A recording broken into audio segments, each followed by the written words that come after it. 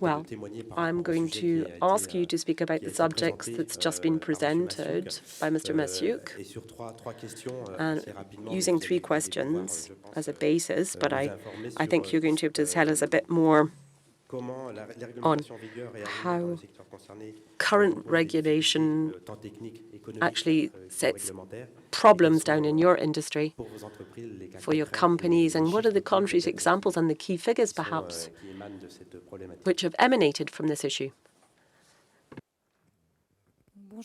Hello, everybody.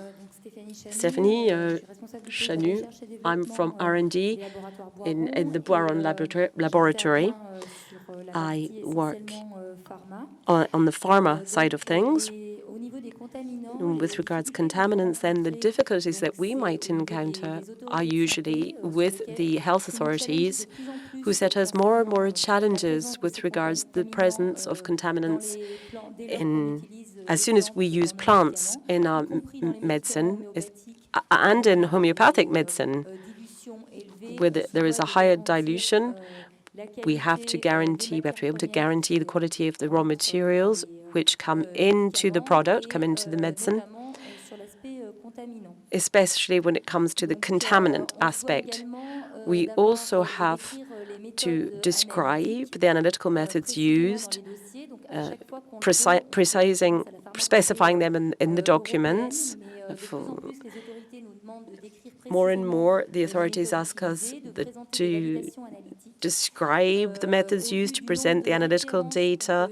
And when you look at the number of references that we might use, we have to make sure we have to list them all. We have to look at the diversity of the matrix which we might work with. And this is very difficult to have validation for each case. The costs would be too high to have so much analysis put in place. It would be exorbitant. So we try to have an argument in place in order to show the validity of the methods used for all of our matrices, for our products. We're also looking at very small quantities. When we use an extract, we have to talk about the factor of dilution for the extract to show that the plant has, its production was actually in line with regulation. We get right down into the nitty-gritty of dilution levels, and they're very difficult to validate. If there's any kind of change, we have to declare all change to the authorities. So this means that we end up having to pay very heavily for this. The latest issue that we have, and I'm going to concur with what was said about the PAs, this need to go and look in all of the matrices to go and find the alkaloids, including the raw material, whether this be trees, buds, etc. It's not particularly relevant or interesting in many cases, so we try to bring that to the table and bring other elements to show that there are other elements where we could use our analysis better.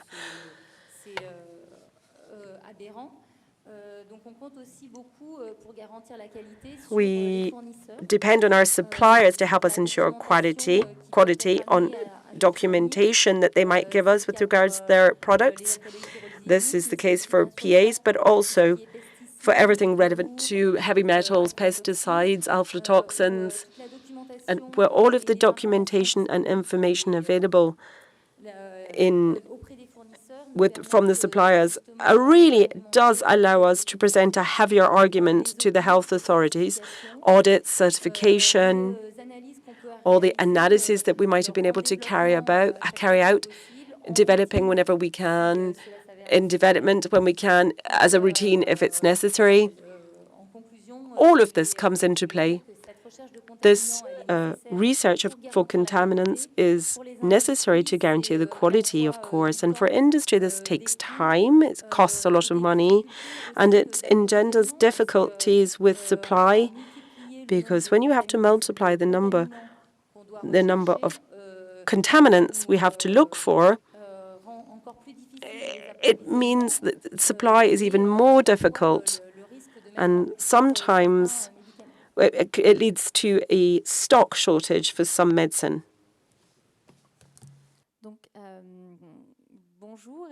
Hello, everybody. Thank you for inviting me here and inviting me to speak and to be part of this part of today's discussion, so we can give you the point of view from the food sector in this field. Thank you. So I'm from AZNAR. I am from Synadiet. This is the National Syndicate of Food Supplements.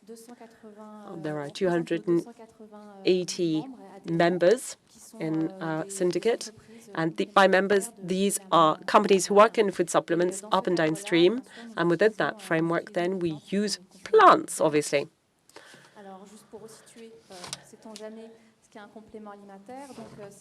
So a food supplement means it's foodstuff, the purpose of which to supplement the normal diet, and which are concentrated sources of nutrients and other substances with a nutritional or physiological effect that can be doses or in capsules or tablets or in pills. And our products and food supplements are really between food supplements and healing medicine through their activity, because obviously they're going to be able to be integrated into a preventative attitude to diet and health by virtue of the fact they use plants. Now, why am I saying that? Well, to explain to you who we are, because then it's easier to explain the regulation governing food supplements. There's a link between many regulations. The one that's really specific for us, yes, certainly it's there, but also for other foodstuffs, and because we're using plants, and also agricultural raw materials. These are all linked in this kind of trio. So if you look at the regulation for contaminants in food supplements, where are we? These, of course, because they have plants. Now, this is not a fully comprehensive list, but I would like you to look at pesticide residue and PAs, because we can't talk about contaminants without talking about them, let's face it.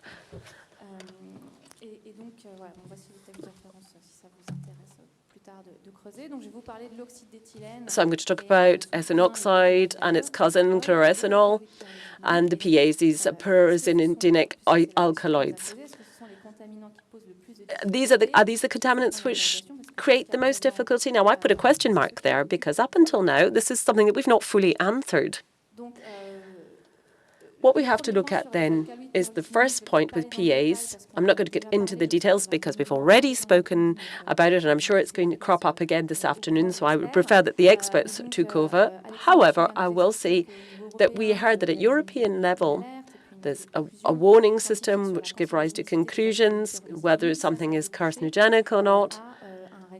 And this then gave rise to regulation in order to manage the presence of PAs in foodstuffs or in elements to avoid the consumer being exposed to something which is carcinogenic.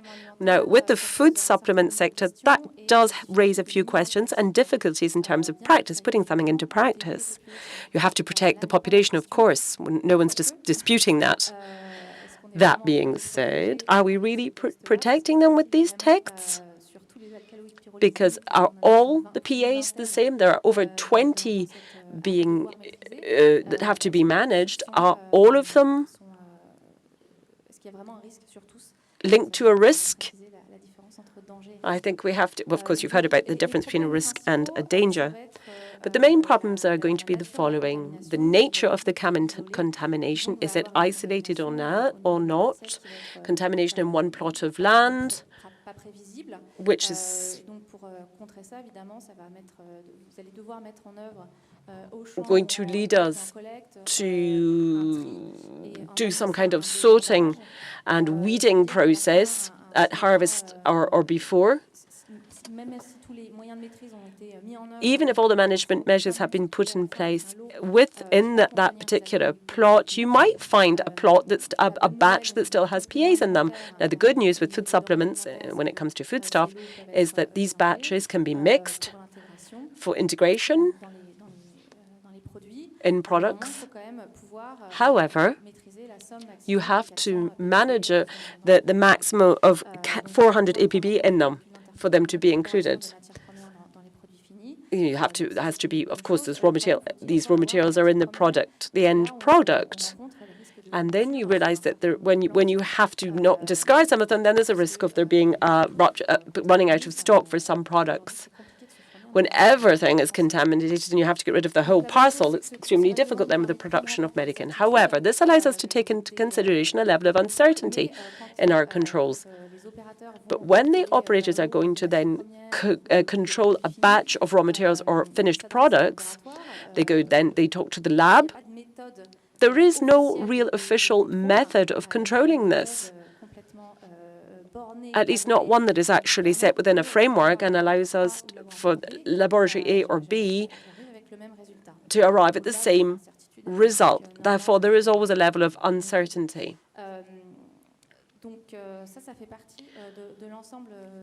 That's part of all the problems that the operators face.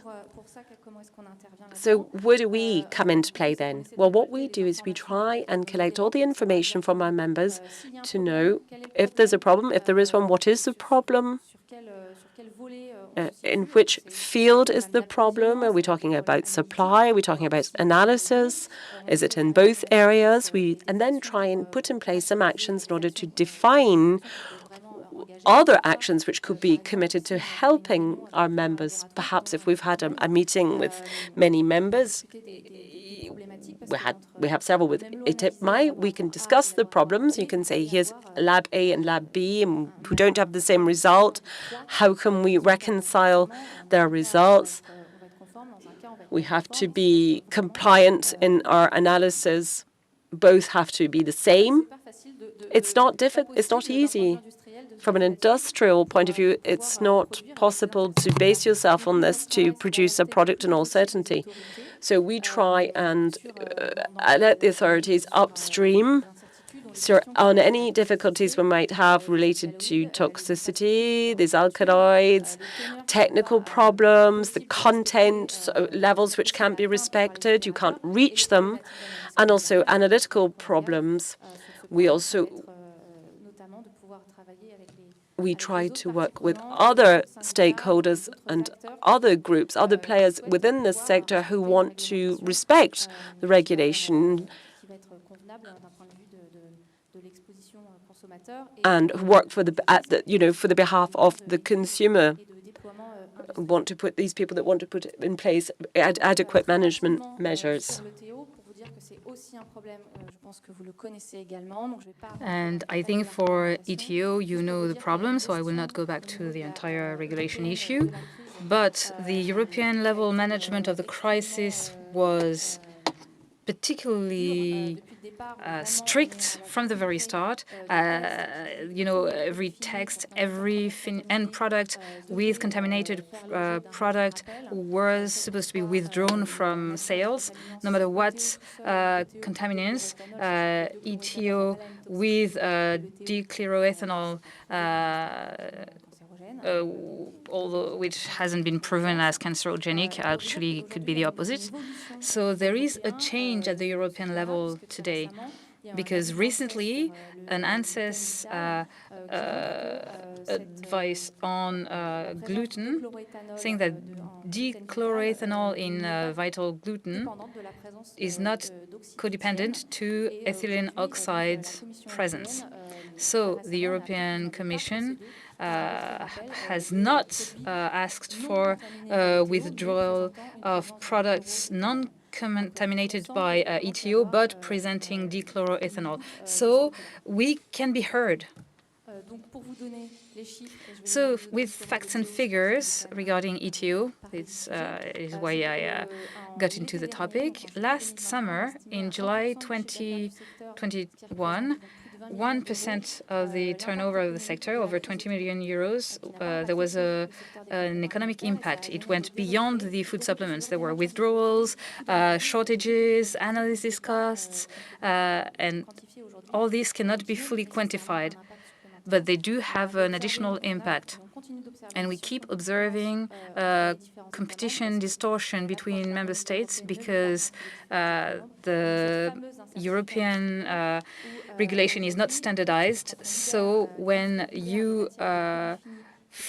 some country free or disban some products containing other things, in France it may not be disbanded, and so there are discrepancies between a breach inequality on the way analyses are processed between the fraud agencies and authorized laboratories. So our two questions, what we're trying to pass on as a message is that regulations that are passed must be using scientific evaluation, of course, we all agree, but also protect consumers from risks that they are exposed to. So for food supplements, we have issues on dosages because no one takes food supplements every day of their life for the rest of their life. And also using the data and tools that are accessible by those needing them. I would like to thank the ITEPNAI for having invited me to speak about contaminants, especially on cosmetic extracts.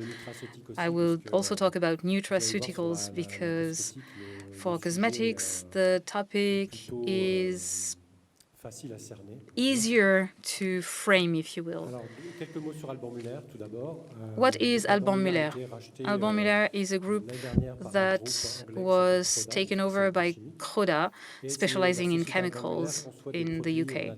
So Alban Muller has been producing natural products since 1978 for beauty, health, and well-being. It's always been important to our company to bring in extracts that were well-performing, but also as eco-designed as possible. Actually, we have a specific technology to dry off our extracts because we are using a stage with dried plants with a technology that we called zeohydratation, kind of dehydration, but more economical in terms of energy, which is particularly interesting these days. So our expertise is really about natural ingredients in our three sectors with ranges that are different, either a standardized extract, so some that are more processed, that go through more tests on in vitro cells and so on, and multifunctional ingredients for our combined products. And we also make end products for smaller brands in our factories. So this slide, our main message is that standards for cosmetics and contaminants are, let's say, lighter than for nutraceuticals. It's probably due to a variety of factors. First of all, a cosmetic product is complex. It's not only based on plants. So the one marketing it is the one in charge of safety. So they take into account all the data of all ingredients. And also, it's an external product. So it's not the same conditions of use as with nutraceuticals that are ingested. So all contaminants that we can find are those that we can find in the plants, but also in the extraction process through our solvents. That would be toxic, like hexane, for instance. We don't use that in my company, Alban Muller. But, of course, anyone using such solvents must make sure that they use it in the smallest quantities possible. There can also be impurities in the extracts and microbiotic contaminations. But the process for us and most of our competitors is really there to decontaminate extracts because plants are not clean, they're not sterile when they're extracted. So they do bring in their own contaminants. For cosmetics, it's probably the main aspect that we're monitoring. So the Alban Muller extracts. What is our standardized process for extraction?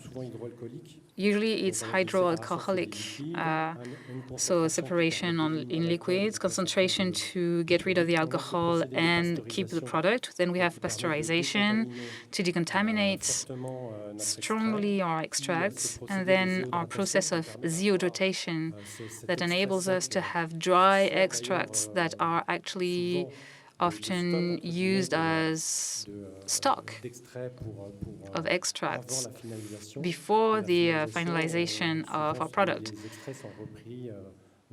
during which we add our extracts to glycerin.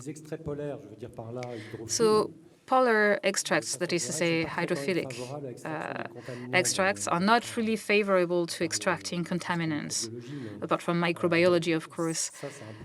But for chemicals, it doesn't really promote their extraction. Then we have dilution effects on the finalization solvents, and our extracts are used by our customers to dilute in their own cosmetic product. So the risk in cosmetic is pretty reduced compared to nutraceutical or pharmaceutical products. What are our monitoring protocols? Well, it's a mix between cosmetics and nutraceutical, because for cosmetic, there's no very defined standard on contaminant contents in extracts, except for microbiology, which is pretty drastic for cosmetics. So all end products manufacturers actually demand standards on each ingredient that are pretty strict, because the cosmetic environment is quite favorable to the microorganism culture. So, control on plants and extracts. Regarding pesticides, we control the plant bulks, if you will. We use the nutraceutical standards.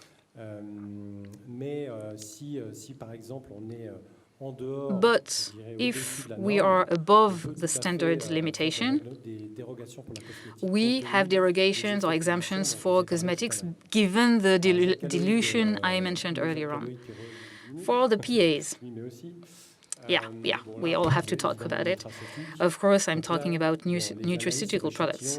The sample analysis, everyone will agree, are not representative. So we prefer having tests on the final extract, fingers crossed every time, hoping that our producers anticipated the protocols and had best practices on their harvesting methods. For mycotoxins, we only test risky plants, and for toxic metals, we test the vegetal, and we carry out a second range of tests for nutraceutical extracts. For the contaminants on the raw plants that are used both for cosmetics and nutraceutical. As you can see, in terms of non-compliance, we tend to worry on pesticides. It's becoming quite critical this year. It's an issue because this forces us to select a multiplicity of bulks to try and find compliant ones. It costs a lot of money. It has an economic cost for us. We have possibilities to reject, to have less rejection for cosmetics because of the final dilution. Now, our main warnings for controls. I'm not talking about our partner labs that carry out the analysis. It's that sometimes we have inconsistencies on some results. We have an extreme case. For instance, we tested some artichokes and we found 2 pesticides, and in the final extract, we found 2 different contaminants. It's an extreme case, an exception, but between the sample and what we found in the final product, the variation can be pretty wide. And then the sampling is the problem. And it will always be a major issue.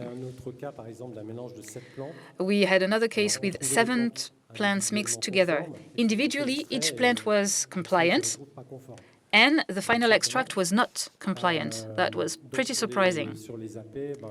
And for PAs, as I said earlier on, the sampling is way too random and not reliable, so we prefer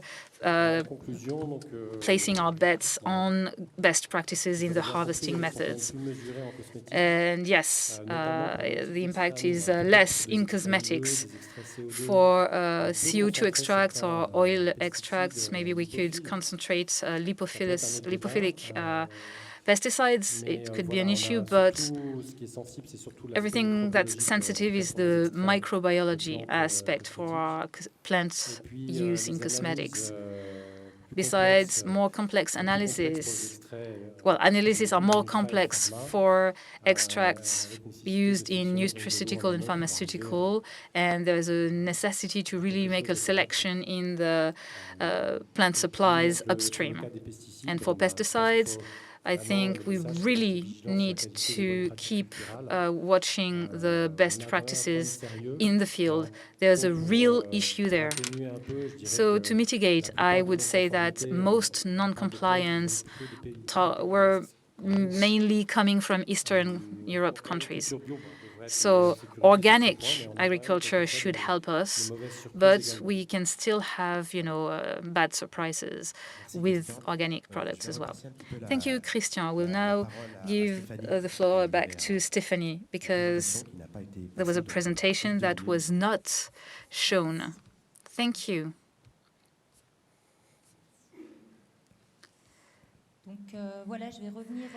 Yes, let me go back quickly to the most important aspects I mentioned during my presentation.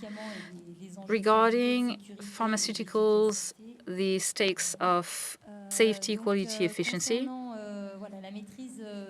Regarding how to control product safety, it involves controlling raw material, a guarantee of quality of raw materials that are used.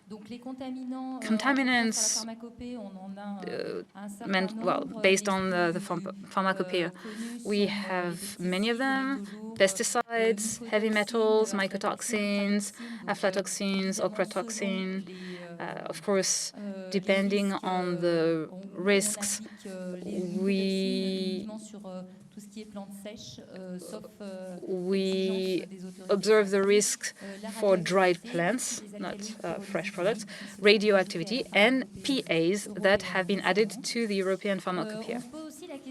We also wonder, to make a parallel with what was said about food supply, when we have requirements for food in datura alkaloids, HAPs, polycyclic aromatic hydrocarbons, ethylene oxide, what impact on the raw material for pharmaceuticals? Usually what we do is a risk analysis. The description of analytical methods, I mentioned it earlier on, I will not re-mention it. And in terms of analytical validation, the number of references, the complexity of the matrices, the need to look for low contents, I already spoke of all that. And to conclude, to guarantee quality and safety, as I already said, we focus on our partners, our suppliers, but also on the results that we get from analysis, the validation of methods, and the difficulties that we can meet with, that is to say, high costs and more difficulties to find the raw materials that comply to all the regulations. Thank you. Merci beaucoup à vous trois. Donc, en guise de conclusion, je vais demander So, to conclude, I will ask Denis Belnaud to comment a table that he asked you to fill in regarding contaminants that you all meet. So, I will let him comment the contaminant table. Good afternoon. Sorry. So what we tried to do is to list all the contaminants that we've heard about in our sector. Medicinal plants, aromatic plants, perfume plants, food supplements, every sector together, every branch together. I haven't put the costs before it, but the question was, for each of these lines, do you have regulatory constraints or limitations or contractual limitations? That is, your customer forces you to make analysis to see the levels of such or such contaminant and imposes levels. So when there's a question mark, it means that the sector or the company is, well, it's non-applicable to them. Or 3 means it's really shit. You know, that's what we say in laboratories. It's highly scientific. It's shit. So starting from the bottom, most classic studies. Microbial contamination. Aude, in food supplements, do you have any idea on what it is?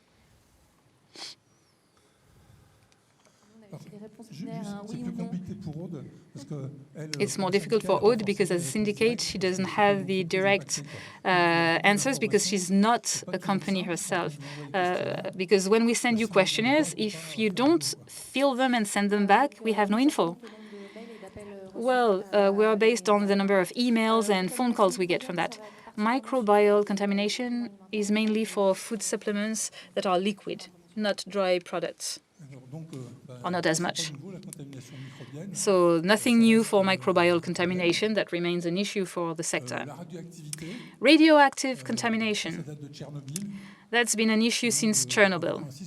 In 1986, I was working for Denisos. We had to buy Geiger counters to check if what entered the company was radioactive. It has been included in the pharmacopoeia, and we have a possibility to avoid that test if we can justify that it's not necessary and so on. Heavy metals.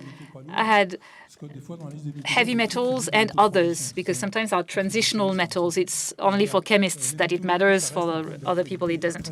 So heavy metals is still hot news and very important. Nitrosamine.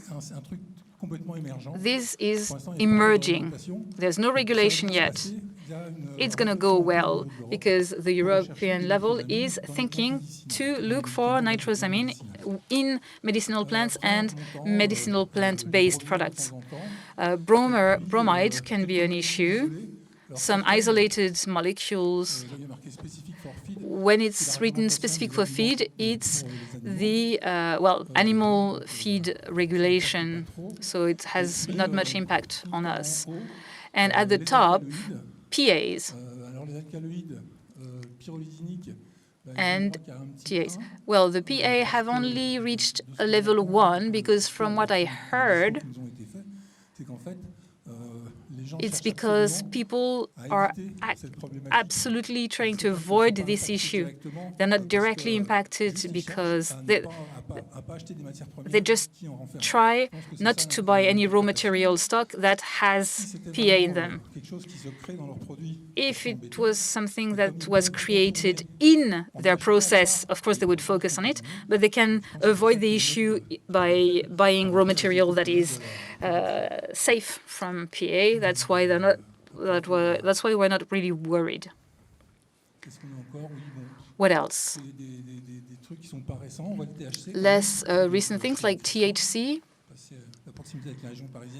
Being close to the Paris region for some people is worrying, and aflatoxins. Nothing's brand new. For all the subjects, people are really aware and they have implemented protocols and strategies to avoid the risk, trying to comply as much as possible all regulations, although sometimes they're a bit hard to keep up with and to comply with. If you have any question.